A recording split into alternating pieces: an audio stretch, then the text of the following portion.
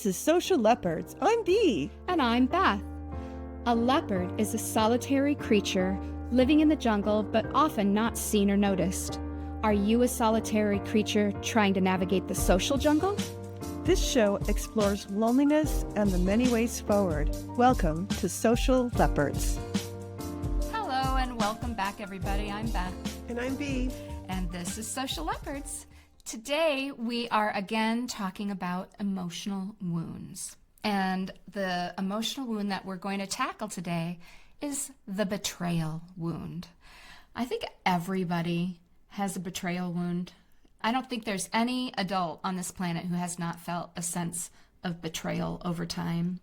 I think you're right. I think, yes, I agree. So even if you didn't suffer through it a lot during your childhood, I think everybody can relate to this episode in one way or another. Yeah.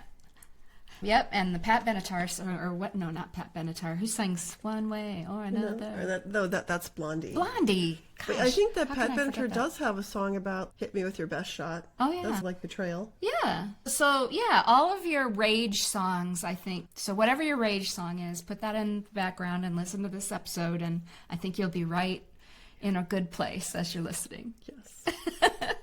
So as we're working to improve our best selves, to tackle loneliness head on, and to get out there and find meaningful connections, we have to prioritize our own happiness and our own well-being. So one of the ways that we can do this is to tend those wounds from our past and discover what's holding us back.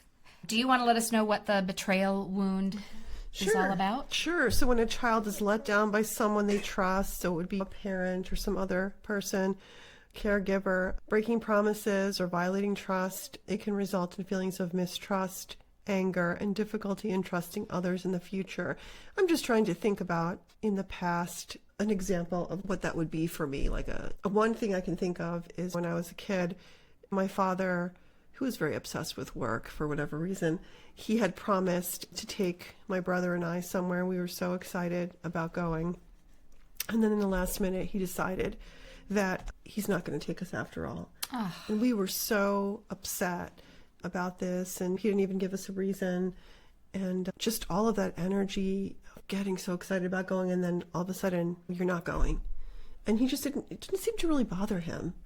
He just would change his mind like this all the time. Sometimes he'd say, you could stay at your friend's house till 10 or 11, and at 9 o'clock he'd show up, look, now I'm ready to go. Oh. So there were a lot of those, and although they're not huge, they're still little betrayals, and the trust was always just not there. When I started, at some point, really not liking him because of what he was doing. Yeah. What about you? You have an example? Oh, man. I think it wasn't so much caregiver mistrust, or I do believe that more as an adolescent, I started getting wise to all these moves that we were making, because anybody who's listened long-term knows that I moved around a lot as a kid. And so when I hit it was probably the summer before my 5th grade, we moved within the state of Illinois. Mm-hmm. We moved from this little, no, wait a minute. No, that was from Kentucky to Illinois. See, I have to even remember. We were in Kentucky, and I had this really good friend, and I was really bonded to her. And so that was the first time I felt a little betrayed by my parents, because I thought we were going to just live there forever. Because I don't think I had a lot of physical conscious memory of the previous moves, because that was a pretty long stay. That was like almost 4 years that we stayed in Kentucky. And you were how old when you first got there? So it was 2nd, 3rd, 4th, and 5th grade. So this would have been the summer before the 6th grade year. Yeah, that's usually have to remember is what grade I left. I think that the reason you remember that's a very significant time for changing, for hormonal things, brain development, is that 11 and 12 time span between 11 and 12. So I think that makes sense that you would remember that too. Yeah. And I felt very betrayed by that whole move in general, because I was now feeling for the first time, and I think that's when my whole perspective on this move thing started to shift, right? Was instead of me being nonchalant about it or not caring like I was before I went to the 2nd grade, it meant very little to me that I was going to switch. But now I was being pulled away from the community that I had built, and from that point forward, I specifically remember being very hesitant to even create friendships because I didn't want to go through that again. And then I really had this belief that it was just going to happen again. And it did. And so then when I hit, and that was in high school. And so then when I went to when I changed high schools, which was also really hard, then that hurt even worse. And I think that was right on the tail of my first serious boyfriend. And then I had to leave that. And I think I was 15. And I think when you're that age and you have your first serious relationship, that's true love. You think that's forever for love. sure, Like you've got yes. the babies and Yep. you've got everything all figured out. We're going to have 3 babies together and we're going to live together and this is real. And Forever. nobody can tell us that we're not old enough to call this true love and all of the things. It was puppy love at the end of the day, but Still very painful, though. yes. And so then when I went to that summer, I did a lot of soul searching because I knew I didn't want to feel the way that I felt those previous several years. I wanted to feel better. And so that's when I just shifted gears again. So I kept reinventing the way that I perceived it. And I did have the freedom to do that. So the betrayal wound itself, it shaped me in a weird way, differently than maybe having the same parental behavior like over and over again repetitively over time. At least with my dad, there was this time in between where we had a really good relationship. He wasn't always letting me down. He wasn't always showing that he was not trustable. It's just these major life decisions that I didn't understand in that time frame of my life. Not being able to process those was really hard. But I do like your coping strategy, which was very intuitive, that you were reinventing the different things or maybe having a different ending of how they should end or trying different techniques to adapt to the changes that you had to face. Yeah. So a lot of people wouldn't really have been that resilient, so they did something right. Yeah, I continued to do the things that I loved. I have always loved to sing. That's always been a thing for me. And I had just started like playing around in kind of the drama theater realm. And so I made that conscious decision when I changed high schools. That was the first thing I was going to do, and that was going to be my place, was I was going to go do drama and music, and that was going to be it for me, so that I had some sort of a ready-made community. I know my youngest son joined marching band. That was his family for all of high school. And I loved that for him. And they were all very supportive. And it was like this ready-made group of kids who were all very accepting of one another. And you don't see that in all walks of life or all high schools or all groups even. Yeah. And so that was really nice for him. Yeah, and my daughter did something similar with debate. And she was on the debate team for 6 years, from 7th till 12th. And I will tell you, because of the fact I experienced divorce and I was a single parent, for her, that was like a family. She never had a family she could always trust, and has made some amazing, long-lasting relationships because of that. Yes. Yep. And I know another one that really gets a lot of people. I didn't experience it because my parents didn't divorce until I was an adult. But when there is a divorce in a person's childhood, that can be devastatingly difficult. And there is a sense of betrayal, no matter how good a parent you are, no matter how supportive you are.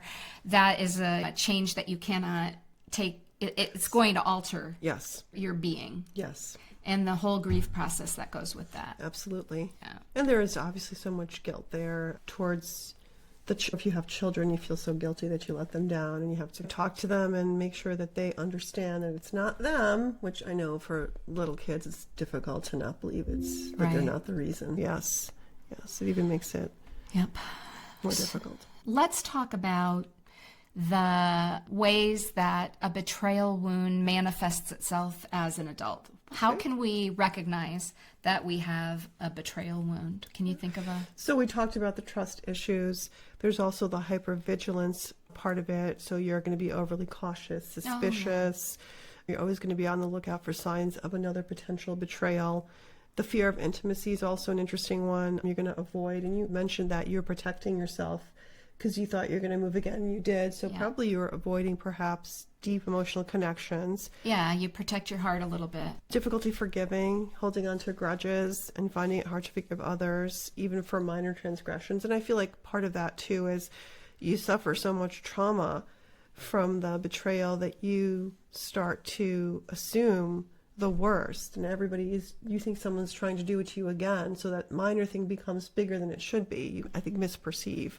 Emotional instability is another one. Experiencing mood swings, anxiety, or depression because you're reminded if you're reminded of the betrayal, right?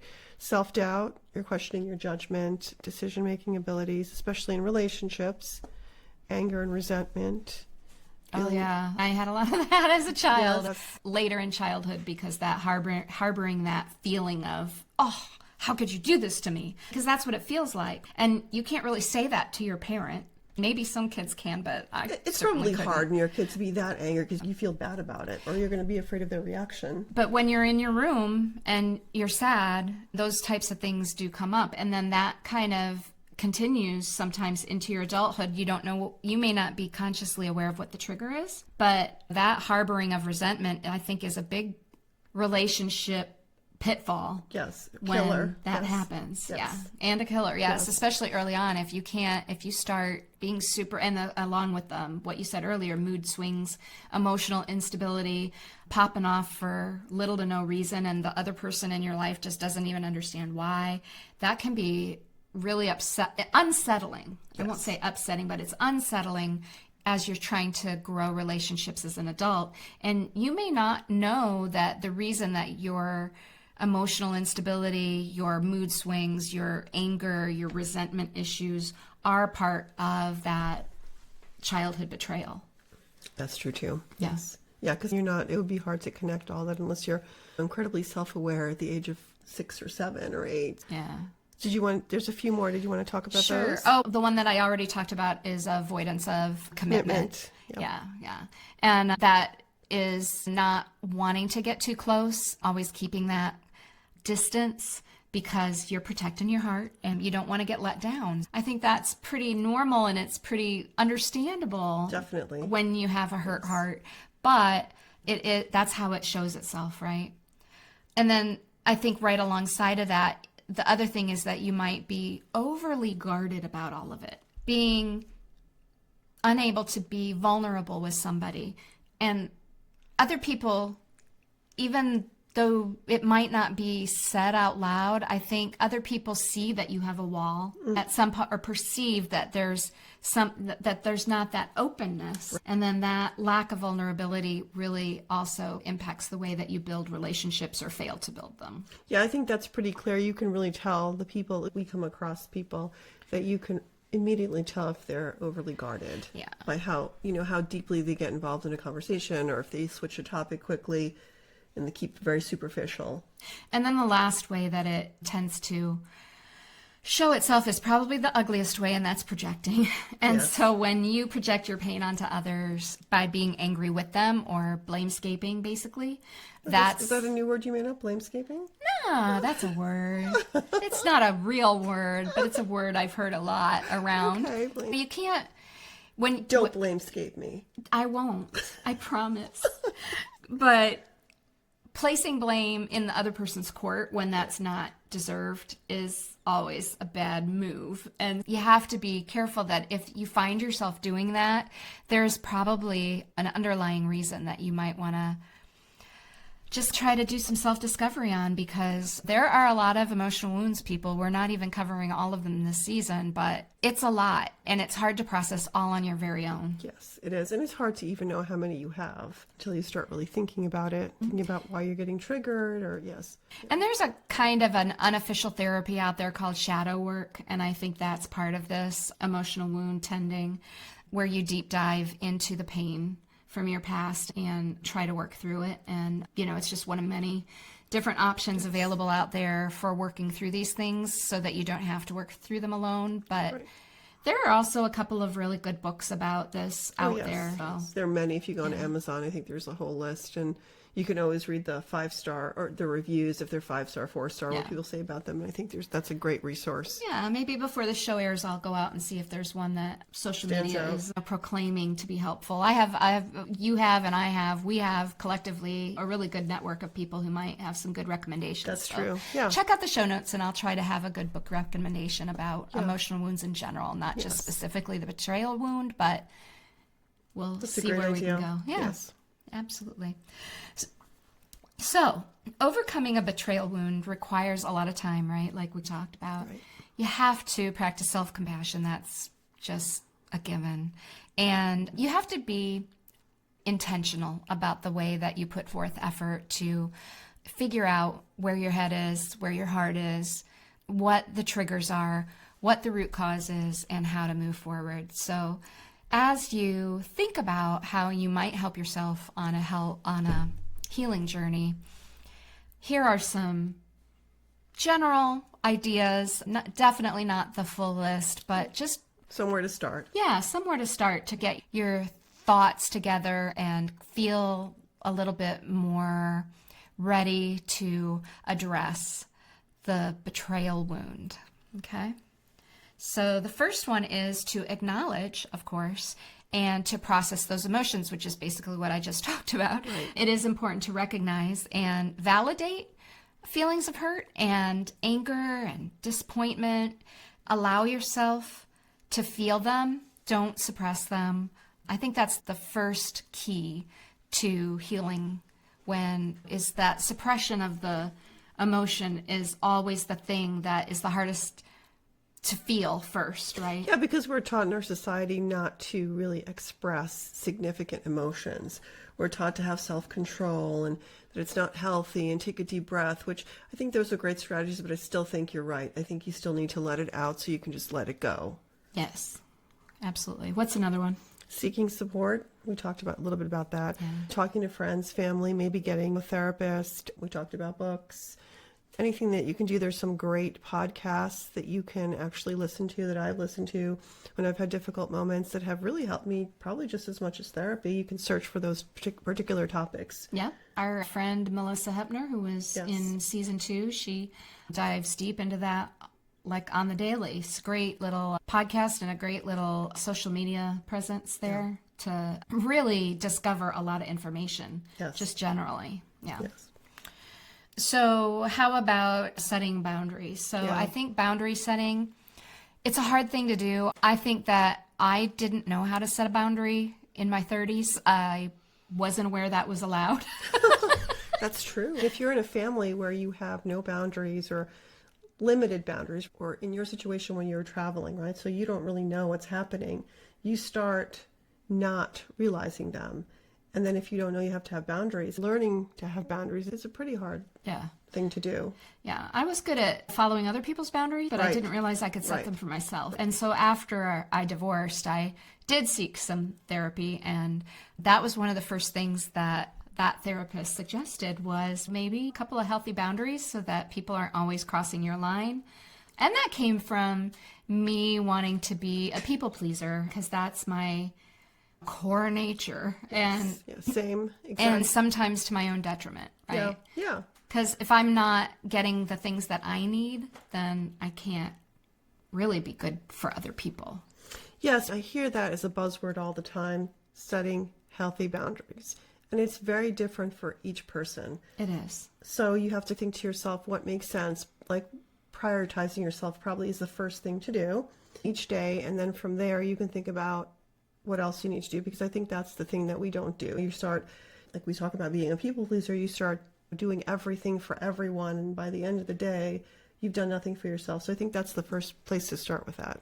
Yeah. And I think and this is an oldie but a goodie, but the I statement really helps when you're trying to set a boundary. When you say these things to me, I feel Right. this way, and then I'm unable to keep listening. I turn my ears off. And so you're saying, okay, this is a two-way street, because when you accuse somebody of doing something wrong, you can't accuse them in the way that you're telling them you're doing this wrong. Right. You have to stop doing this. Nobody listens to that. But if you start by saying, hey, when this happens to me, then I feel this way, and this is how I react, and that doesn't help us get anywhere back to a good place. So if you could, if I could hear that message, see, I already started going back to you. You got to keep it all in the I. If I could hear this message a little bit more gently and a little bit more softly, or if we could talk about this while the emotions are not high. Correct. I need to circle back on this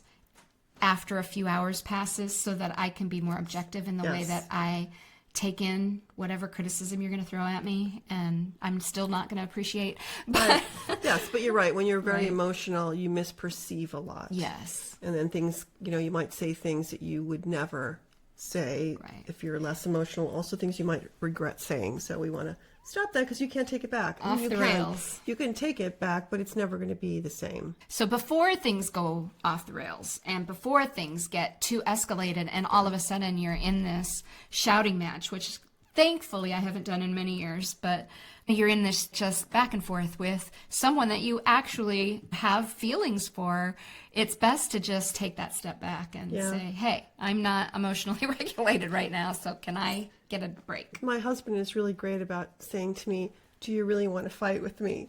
And that usually stops me. No, that wasn't the original intent. Most of the time, probably not. And he's extremely patient and extremely forgiving. That's good. Yes. Yeah. So it's hard to have a fight with him. What do we have next? So reflecting and learning.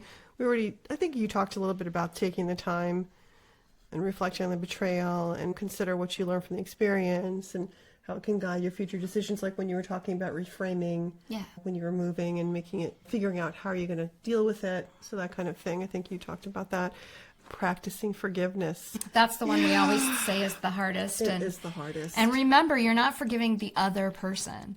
You're not forgiving the action. Yes. You're just forgiving that it happened and allowing yourself the opportunity to move on. Right. Not so much that you're going to forget and you're going to not set a boundary in exchange for whatever needed to be forgiven, but the forgiveness is to free yourself. It is not to give the other person absolution. And that's a very good point that you make, because that's what I think people get confused with. And many times they'll say, oh, I'm going to forgive this person who transgressed. Yeah, no, it's not a free pass, No, people. It's not a free pass. No, you have to forgive yourself for, like you said, carrying the burden, but you cannot necessarily forgive the person for something that they did to you. It's a way to find peace, and it's a way to move on. Yeah. But so forgiveness in the way that it helps you. Correct. Yes. Another one is, of course, and we've talked about this early and often, is self-care. Yeah. So engaging in self-care is a good way to take a breath and to nurture yourself, either physically or emotionally or spiritually, to get your mental well-being in check and allow yourself the opportunity to do that reflection and to think more objectively about the situation. So what are some of the ways we could engage in self-care that would help us de-escalate ourselves in those moments? Meditation, taking a couple of deep breaths, exercise, thinking about switching to an activity that you really enjoy, finding something to look forward to right away. When I'm really having a difficult moment, maybe an emotional moment, or something triggers me, that I think about, okay, what exciting thing am I going to be doing today? And if you do have people in your life and you have like your favorite person, I think family members sometimes can get you out of your funk. Or, I could pick up the phone and call Bea and say, I am just feeling like junk today. And can we find a half an hour? And I just want you to be funny and silly. Oh, I can be funny. I can make you laugh in 30 seconds. That's one of my See, I laugh strengths. just hearing you talk about it. So yes, we can talk about all the little stories. Sometimes distraction is okay, right? And it just and then when you go back to it, sometimes things aren't quite as bad. Yeah. They say, and you've probably heard this before, things are never as good as they seem and never as bad as they seem. Yes. They're somewhere, they're the shades of gray, right? Yeah. Self-compassion, we touched on that one, right? And tough. We talk about that a lot. But you do matter. You are enough. You have value in this life. You are here, and being on this earth is more than enough to justify your presence. And I hear a lot of that. Some of it's toxic positivity, and some of it's really hard. Yes. But and it's okay to be down on yourself for short periods of time. I think this one is more like if you are spending more time beating yourself down and focusing on how horrible everything is every minute, Yeah. you've got to find a way to turn the volume down on that and switch it to something a little bit more positive, because constant negativity with no positivity is also very toxic, and it will take you down some dark paths that you don't want to be subjected to. And I also think it affects your health. It does. So I think that's the other reason to balance that out. When you do have someone that you've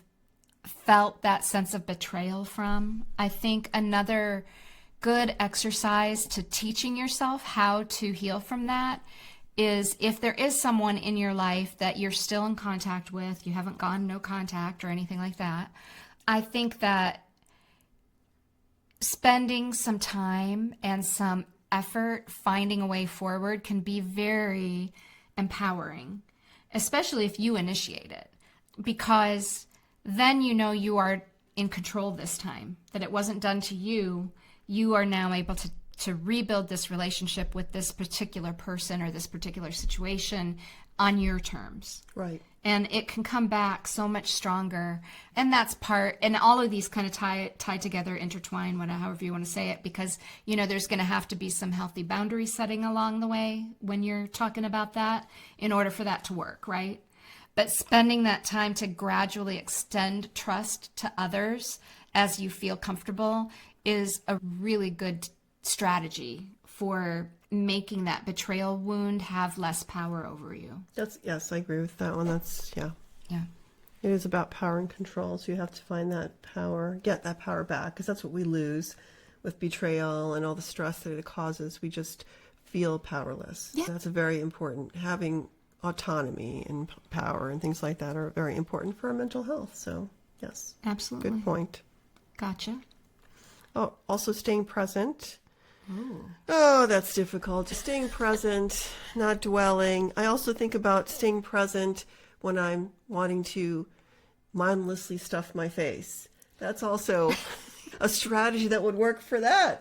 Just like yesterday, which I was telling you about our little party, and there was no reason. You're asking, was I hungry? No, I was not hungry, but the appetizers were there, and they were very close to me. So I just had to go back and back and back because I was not present. I was just grazing. That goes right along the side of the other part of the staying present is not obsessing about the future or worrying excessively about the future. So in that moment, that was a win because you weren't worrying about the impact of until the next day indulging. And I thought, what did I just do? And I don't know, that's right. And Dennis asked me the same question. She's like, did you have a snack before we left? I'm like, yeah, but that's not the reason I was eating. Well, they must have been really good appetizers. I'm sorry I missed that one. They were good, yes. And last but not least, I think what we have are setting new goals, redirecting that energy towards personal growth, towards new aspirations, towards healing. Setting and achieving a goal can provide a sense of accomplishment and give you purpose. It can give you self-confidence. It can help you feel less awkward about setting that healthy boundary. All of those things are positively impacted by that. Yes. What new goals have you set for yourself? Let's see. So many. What's one? I think one of my current goals that I'm working on is that staying present and being more curious, especially at work, rather than defending my position. I think that's one of the things that I'm working on. So I usually, when I am in work mode, I usually have a pretty set vision about how I think things should happen. But I'm also working with a team, and so I also like to bring their thoughts. But then once I have a chance to correlate all of that and I know what way I'm going forward, I can be a little bit resistant to someone else walking in and saying, oh, wait a minute, what about this? I've already got this all figured out, so this is the easiest way for me to proceed because boom. But I did that last week. I thought I had a set way to move forward, but I opened up my ears and I listened to what the other person had to say. And I won't say I gave them a win, but I allowed them to state their case. And I said, you know what? I'm going to give this a try. It isn't exactly what I had planned, but that's okay. And I'm going to be flexible. This has nothing to do with a betrayal wound, but yes, it has to do with just trying to be more open and Yes. staying more present and allowing others to influence me in a different way than in the past. So we'll see how that works out. I love that. Have you been reading, is the curiosity thing, was that from the James Clear quotes, or is that something you just came up with on yourself? Because that was one of the quotes that I had recently read about being more curious. Instead of reacting or shutting yourself down, to become more open, you have to be approaching people and situations with more curiosity. Like you're going to learn something. I think it was, I don't know. I think it just keeps appearing in my life. I want to say that one of our recent guests said that, and it reminded me of the James Clear quote, which reminded me of something else. And then at work, somebody said something about, oh, stay curious. So maybe this has just been a new kind of trend, curiosity. And then we keep hearing it, because I think I've heard it too. But I know I read about it, because every Thursday he sends me quotes, and I'm creating this list of quotes for myself. So when I'm going nuts, I can just read, oh. To me, the word resonates with me as something kinder and gentler than pushing back or Yes, okay, that's a good point. asking questions in a debate type of mode, and curious is less defensive my head. It is. It's like, what made you decide to do that at this moment? Given all the other choices. So instead of saying that, you say, oh, can you explain more to me about what brought you to this decision so that I can understand it? Right. And then they're happy to share their wisdom Correct. with you. You're Even not if shutting you them down. think it's ridiculous in the moment, at least then maybe you can see their perspective a little bit. Yes, that's a But great... yes, but that's the thought going through your head is like, what were you thinking? And or why are you bringing this up now after I already figured this all out? Yes. Or I'm not going to say any of those things out loud, but those are definitely things that immediately pop into my head. So basically you're saying is suppress the urge to say that and think about the other response, but keep thinking about it in the head, but don't actually say it. Yes. Choose a curiosity question instead of that comeback. Yes. That's what I'll call it, as a comeback. Great. Yes. Anyway, that's where I landed on that. So, of course, a betrayal wound is feeling unsafe and feeling like you cannot trust someone. So, obviously, in order to heal from that, you need to be able to trust, you need to be able to feel safe.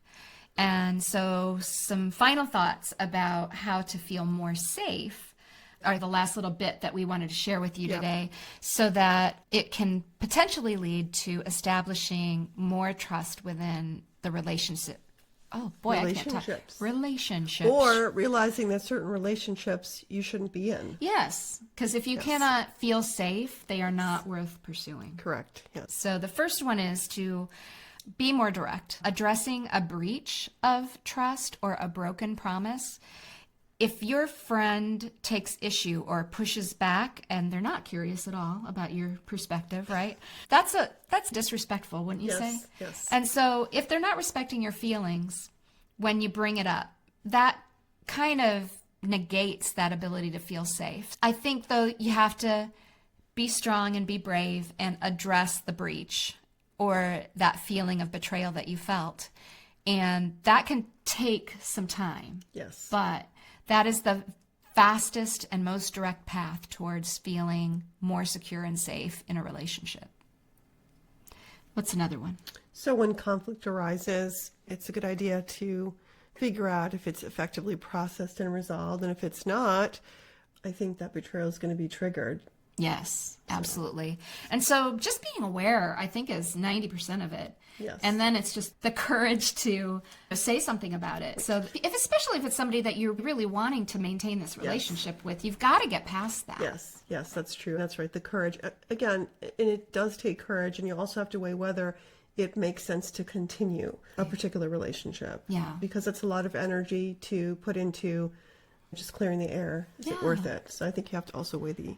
And there's no right or wrong answer. You Right. can continue, or you can break it off. You can do so many things in between. Yes. You can distance yourself for a while. You figure it out. Yes. There are so many strategies, and only you know what for you. We can't advise you what to do. These are just thoughts for you to consider. So, would you consider taking someone behind in the backyard and beating them up? Is that a strategy? Yeah, that's not one of the strategies. I did that when I was younger in school. Yeah. I had. That's how we. That's you how were a we, bully? That's how we handled those things back in the day. There were no cameras, so you just. So no, that's not good. Okay. I'm glad I didn't know you back when. But it was always it was always justified. The person deserved the punishment. So I was just like, I don't think violence is ever the answer. See, I was like a humanitarian because I was helping out. Gosh, I hope you're kidding. I know you're kidding. All right. Hopefully we haven't triggered anybody with that little story. Have you and your friend had adequate quality time together that allows you to understand each other's mindsets? I think that is a misconception that kind of happens along the way, is you have one good interaction with somebody and you think, oh, great friend material, and then time passes and other things happen, and then all of a sudden your perspective starts to shift. You go to their house and you see some very disturbing things in their house, and then you realize, I'm not sure that I can be friends with them again. And you are We won't say what those things are because somebody might judge me for that, but you know what I'm talking about. Yes, I do. But when you learn that somebody who you initially had like a spark or a connection with, you can find that over time it doesn't work out. Sometimes opposites attract, and sometimes people with different interests, different perspectives on or worldviews, it can be very good. It can be. Yes, sometimes not so good. If you're super political, that's probably gonna. If you're super Republican and the person that's a super Democrat, that's just not gonna work. So here's the thing. That's an interesting point that you just brought up, because I was having this conversation yesterday, and I do have some friends that are very polar opposites. They're extremely Democratic and some Republican, whatever. And I think it's very unfortunate if you can't be open-minded and understand that person has that position based on their reality and their perspective, not because they're trying to offend you. And I think that's a tough one. But I feel that because I grew up in a very kind of diverse family growing up and grew up in New York City, I had so many friends from so many different perspectives, religious, political, that I got to the point where you were talking about being curious. That was pretty much what we did. Like, how did you grow up? Like, why do you feel that way? What happened? And so then you get people to they get disarmed, and they're not like, oh my God, you voted for it. No. I just want everyone to be able to be themselves. Yes. But you should be able, I feel like we should be able to talk about religion and politics without getting angry. Yeah. Because there's so much interesting information that you can garner from those conversations and learn more about someone, get like that deeper connection. But people are so afraid of either A, to offend someone, or B, I'm not going to be able, how am I going to react if this person is a Democrat and I'm a Republican? And then I feel like you should be able to do what's best, regardless of what's happening. If you are a Republican, but you have a Democratic candidate, for example, that's running for office, and that person seems to be the best choice for the greater good, I think it's okay to vote for that person. I vote for the platform. Exactly, the platform, right. Not the things that the person stands for, not necessarily what party they're associated Correct. with. That's right. So easier said than done. It is, yes. So I think those deeper conversations also lead to deeper relationships, and it can be on common ground too, right? And hopefully that's what you find with somebody that you establish a really long-term, deeper relationship with, whether that's an intimate relationship or a friendship relationship. It matters not, but you do have to have some sense of common ground. Yes. Even when you're polar opposites in certain ways, there has to be somewhere where you connect. And you're going to be opposite with people, even if you're good friends, just because we have different perspectives and we have different priorities and just experiences. Like, I was thinking about my cousins who I had met first in 1989 or 90 from Ukraine, when just before the first time they were free from the Russians. And I thought, oh gosh, this is my flesh and blood, first cousins.